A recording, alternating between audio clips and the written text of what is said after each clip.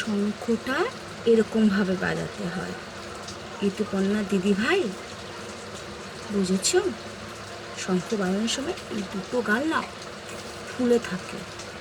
তুমি ভাবলে অ্যাক্টিং করেছো, অ্যাক্টিং করতে করতে তুমি ভাবলে এটাও অ্যাক্টিং করে চালিয়ে দেবো। না, সব জায়গায় অ্যাক্টিং করে চালানো যায় না। বুঝতেই পেরেছি তুমি শঙ্খ বাজাতে পারো না। এক কাজ করো, রোজ সন্ধ্যাবেলায়, না সন্ধ্যার পরে তুমি শঙ্খ নিয়ে আমার বাড়িতে চলে এসো। তোমাকে আমি ট্রেনিং দেবো কী করে শঙ্খ বাজাতে হয়, বুঝেছ? প্লিজ এসো, হ্যাঁ, ট্রেনিং দেবো তোমাকে। দয়া করে এরকম করে শঙ্খ বাজিয়ে লোককে ঠকিও না দিদিভাই, লোককে ঠকিও না, বুঝেছ?